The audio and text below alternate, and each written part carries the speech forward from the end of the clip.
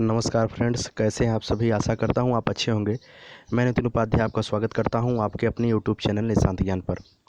आज मैं आप लोगों के सामने भारतीय संविधान का 15 महत्वपूर्ण क्वेश्चन डिस्कस करने जा रहा हूं। ठीक है, प्रत्येक सुबह आपके सामने प्रश्नोत्तरी सीरीज आती है। ठीक है, 15 क्वेश्चन होते हैं, 20 क्वेश्चन होते हैं। पढ़िए और आनंद उठाइए। लॉकडाउन के समय का सदुपयोग करते हुए आप अपनी पढ़ाई जारी रखिए और लॉकडाउन के बाद भर्तियां भरभरा कर आएंगी और परीक्षाएं इतनी जल्दी जल्दी होंगी कि आपको पढ़ने का मौका नहीं मिलेगा। जो बच्चा, जो प्रतियोगी छात्र लॉकडाउन के समय में पढ़ाई करेगा वही जा कर के आगे नौकरी ले जाएगा। ठीक है, तो हमारा उद्देश्य ये है कि आप लॉकडाउन के समय का सदुपयोग करते हुए अपने पढ़ाई को तीव्र गति से जारी रखिए, अपनी एक दिशा देते रहिए। ठीक है, तो उसमें जो मेरा रोल रहेगा, मैं आपके साथ कंधे से कंधा मिला करके चलूँगा। ठीक है, तो जितना भी क्वेश्चन मेरे यूट्यूब चैनल निशांत ज्ञान पे कराया जा रहा है, आप उन सभी क्वेश्चनों को करते रहिए और अपनी पढ़ाई को जारी रखिए। क्वेश्चन करने से आपके अंदर कॉन्फिडेंस पैदा होगा कुछ करने का, कुछ अलग करने का। ठीक है, तो अगर आप क्वेश्चन को अच्छी तरीके से कर ले जाएंगे तो वही आत्मविश्वास आपको परीक्षा में स्थान दिला जाएगा। ठीक है, तो अगर आप चैनल पर नए हैं तो चैनल को सब्सक्राइब करिएगा। वीडियो पसंद आए तो वीडियो को लाइक ज़रूर करिएगा। ठीक है, तो चलिए शुरू करते हैं सबसे पहले क्वेश्चन की तरफ। सबसे पहला क्वेश्चन है, विश्व का सबसे प्राचीनतम संविधान किस देश का है।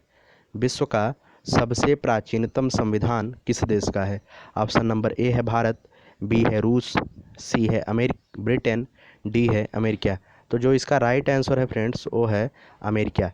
अमेरिका का संविधान विश्व का सबसे पुराना संविधान है और इसका निर्माण कब हुआ था तो 1789 ईस्वी में हुआ था। अमेरिका के संविधान का निर्माण कब हुआ था तो 1789 ईस्वी में हुआ था। ठीक है, अगले क्वेश्चन की तरफ चलते हैं। अगला क्वेश्चन है, भारतीय संविधान में संसदीय प्रणाली किस देश से अपनाई गई है। देखिए, भारतीय संविधान में विश्व के तमाम संविधानों से अच्छी अच्छी चीज़ें ग्रहण की गई हैं। ठीक है, तो वही बात है कि भारतीय संविधान में संसदीय प्रणाली किस देश से अपनाई गई है तो ब्रिटिश के संविधान से संसदीय प्रणाली अपनाई गई है। ब्रिटिश के संविधान से ही संसदीय प्रणाली अपनाई गई है। एकल नागरिकता अपनाई गई है। ठीक है, ब्रिटिश के संविधान से संसदीय प्रणाली अपनाई गई है, एकल नागरिकता अपनाई गई है। इसी तरीके के तमाम चीज़ें जो हैं हर एक जगह से अपनाई गई हैं भारतीय संविधान में। ठीक है, विधि का शासन अपनाया गया है, संसदीय विशेषाधिकार भी अपनाया गया है, चुनाव में सर्वाधिक मत के आधार पर जीत की प्रक्रिया भी ब्रिटिश संविधान से अपनाई गई है। भारत में जो द्विसदनीय व्यवस्थापिका है, लोकसभा और राज्यसभा, ये भी ब्रिटिश संविधान से ही अपनाई गई है। विधि का शासन भी यहाँ से अपनाया गया है, विधि निर्माण की प्रक्रिया भी यहीं से अपनाई गई है। उम्मीद करूँगा कि आप लिखेंगे और अच्छे से याद कर ले जाएंगे। ये सब याद करने वाली चीज़ है, आप एक बार करेंगे तो आपको याद हो जाएगा। अगले क्वेश्चन पर चलते हैं। अगला क्वेश्चन है, संविधान के किस भाग में निर्वाचन की चर्चा की गई है। सबसे पहले मैं बात करूं भारतीय संविधान की, तो भारतीय संविधान में कितने भाग हैं तो भारतीय संविधान में भागों की संख्या है 22। भारतीय संविधान में 22 भाग हैं। ठीक है, तो 22 भागों में क्या क्या उपबंध लिखे गए हैं, किसकी किसकी चर्चा हुई है, यहाँ से भी क्वेश्चन पूछा जाता है। जैसे संविधान के किस भाग में निर्वाचन की चर्चा की गई है। ऑप्शन नंबर ए है भाग 10, बी है भाग 5, सी है भाग 15, डी है भाग 20। तो जिसका राइट आंसर है वो है भाग 15। संविधान के भाग 15 में निर्वाचन की चर्चा की गई है और अनुच्छेद 324 से 329 के बीच, अनुच्छेद 324 से 329 के बीच संविधान में निर्वाचन के बारे में बताया गया है। ठीक है, तो भाग 15 में संविधान में निर्वाचन के बारे में बताया गया है, अनुच्छेद 324 से 329 के बीच। ऐसे भी क्वेश्चन पूछे जाते हैं किस भाग में किसका वर्णन किया गया है। तो 22 भाग आप अच्छे से देख लीजिएगा, नहीं तो मैं सेपरेट वीडियो में किसी दिन चर्चा कर दूंगा। अगले क्वेश्चन पर चलते हैं। अगला क्वेश्चन है, संविधान के किस भाग में राजभाषा की चर्चा की गई है। संविधान के किस भाग में राजभाषा की चर्चा की गई है। तो इसका जो राइट आंसर है वो है अनुच्छेद 17, भाग 17 में भाग 17 में संविधान के भाग 17 में राजभाषा की चर्चा की गई है। संविधान के भाग 17 में राजभाषा की चर्चा की गई है।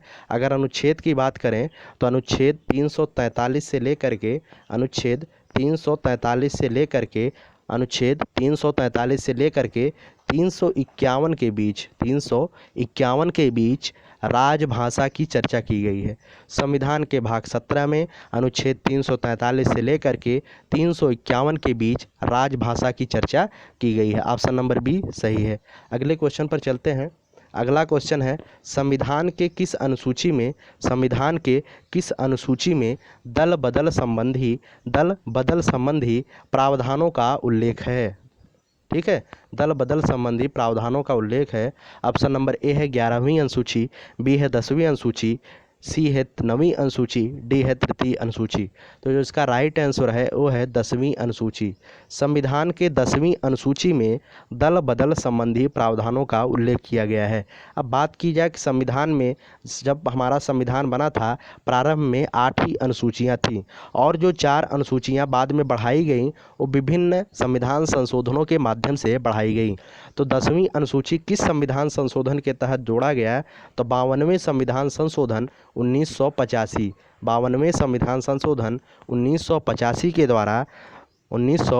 के द्वारा दल बदल संबंधी प्रावधानों को 10वीं अनुसूची में जगह दी गई। दल बदल संबंधी प्रावधान क्या है? जैसा कि आप चुनाव जीतते हैं, चुनाव जीतने के बाद आप लोकसभा के सदस्य बनते हैं, कोई भी अदर पार्टी आपको खरीद लेती है, आपको अपनी तरफ जोड़ लेती है, वही है आप दल बदल कर देते हैं। लेकिन आज की डेट में 1985 के बाद जब यह प्रावधान आया दल बदल संबंधी प्रावधान, तो उसके बाद से कोई भी व्यक्ति लोकसभा सांसद बनने के बाद जिस पार्टी से वो लोकसभा सांसद बना है या कोई भी सांसद बना है उसी पार्टी से तब तक वह सांसद रहेगा जब तक लोकसभा का कार्यकाल समाप्त नहीं होता है। अगर उससे पहले वह पार्टी बदल देता है, जैसे मैं जो है कांग्रेस की सरकार से सांसद हूं, अगर मैं पार्टी बदल देता हूं तो मेरी सदस्यता अपने आप समाप्त हो जाएगी। ठीक है, उम्मीद करता हूं आपको दल बदल संबंधी प्रावधान अच्छे से आ गया होगा।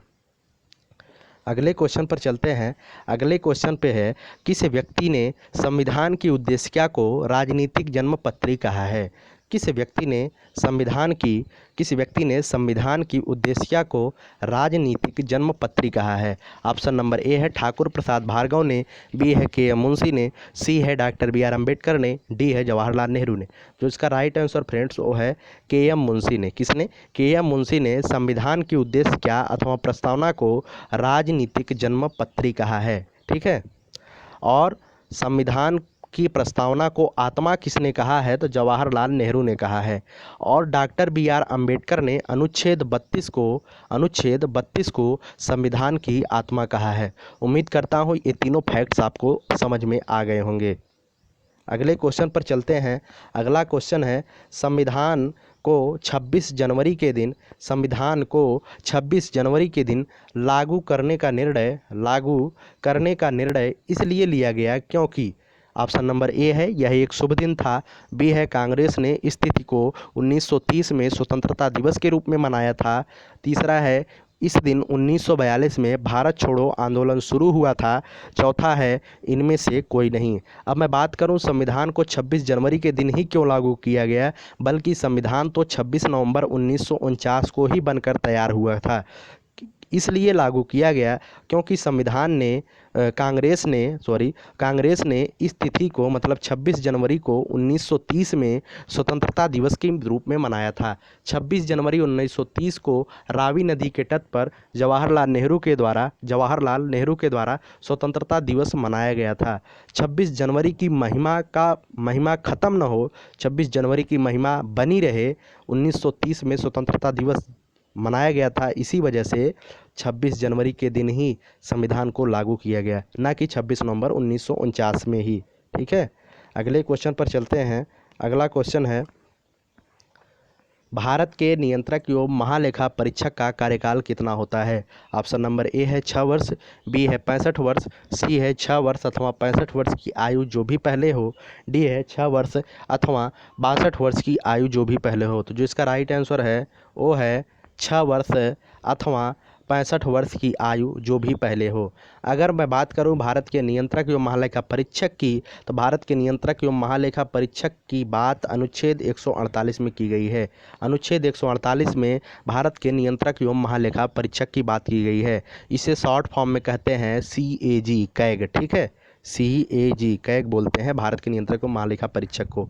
अगले क्वेश्चन पर चलते हैं। अगला क्वेश्चन है, ग्राम पंचायत का कोई सदस्य हस्तलिखित आवेदन मुखिया को समर्पित कर त्याग पत्र दे सकता है। आवेदन समर्पित करने के कितने दिन बाद त्याग पत्र प्रभावी माना जाएगा? आवेदन समर्पित करने के कितने दिन बाद त्याग पत्र प्रभावित माना जाएगा? तो जिसका राइट आंसर है फ्रेंड्स वो है 7 दिन। 7 दिन के बाद जो है किसी सदस्य के द्वारा ग्राम पंचायत के मुखिया को त्यागपत्र देने का, जो त्यागपत्र दिया है वह 7 दिन बाद ही प्रभावी माना जाएगा।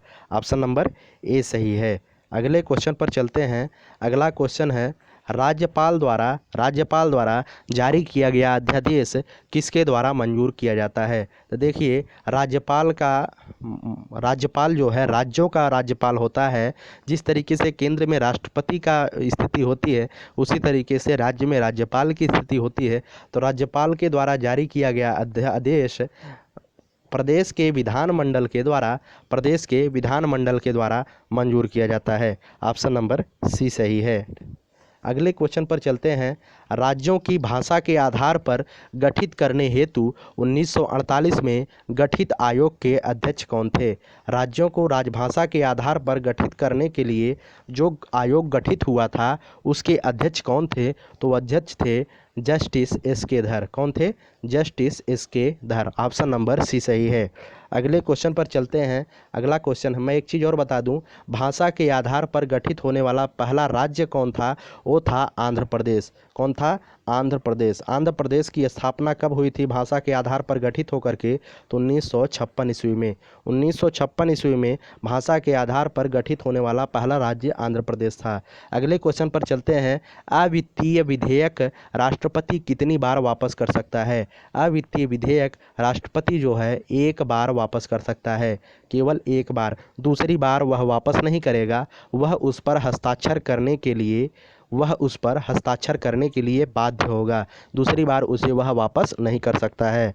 अगले क्वेश्चन पर चलते हैं। विधि के मामले में सर्वोच्च न्यायालय से परामर्श लेने का अधिकार किसको है? पहला है प्रधानमंत्री को, दूसरा है राष्ट्रपति को, तीसरा है किसी भी उच्च न्यायालय को, चौथा है उपयुक्त सभी को। तो विधि के मामले में सर्वोच्च न्यायालय से परामर्श लेने का अधिकार केवल और केवल राष्ट्रपति को होता है, केवल और केवल राष्ट्रपति को होता है। अगले क्वेश्चन पर चलते हैं। अगला क्वेश्चन है, गणतंत्र का मतलब क्या होता है? गणतंत्र क्या होता है? ऑप्शन नंबर ए है केवल एक लोकतांत्रिक राज्य होता है, बी है अध्यक्षीय पद्धति शासन करने वाला होता है, सी है संसदीय पद्धति शासन करने वाला राज्य होता है, चौथा है राज्य जहां पर अध्यक्ष वंशानुगत न हो। तो इसका राइट आंसर है ऑप्शन नंबर चौथा, राज्य जहां पर अध्यक्ष जो है वंशानुगत न हो करके उसका निर्वाचन हो और जनता के द्वारा कोई प्रतिनिधि चुन करके राज्य प्रशासन करे, वही होता है लोकतंत्र। ऑप्शन नंबर चौथा सही है। अगले क्वेश्चन पर चलते हैं। निम्न में से किसी भौगोलिक क्षेत्र को अनुसूचित क्षेत्र घोषित करने का संवैधानिक अधिकार किसको है? किसी भौगोलिक क्षेत्र को अनुसूचित क्षेत्र घोषित करने का संवैधानिक अधिकार जो है केवल और केवल राष्ट्रपति महोदय को होता है। किसे होता है? राष्ट्रपति महोदय को होता है। उम्मीद करता हूँ ये सभी 15 क्वेश्चन आपको समझ में आए होंगे और अच्छे लगे होंगे। अगर आपको 15 क्वेश्चन अच्छे लगे हों और इनसे कुछ भी सीखने को मिला हो, पॉइंट में भी परसेंट में आपको कुछ सीखने को मिला हो, तो वीडियो को लाइक कर दीजिएगा। वीडियो को लाइक करने से मुझे मोटिवेशन मिलता है आपका सहयोग और अच्छे तरीके से करने के लिए। तो उम्मीद करूंगा अगर आप चैनल पर नए हैं तो चैनल को सब्सक्राइब करेंगे, वीडियो को लाइक करेंगे, दूसरे प्रतियोगी छात्रों तक इसे पहुंचाने के लिए शेयर भी करेंगे। वीडियो को पूरा देखने के लिए आपका तहे दिल से धन्यवाद। ठीक है।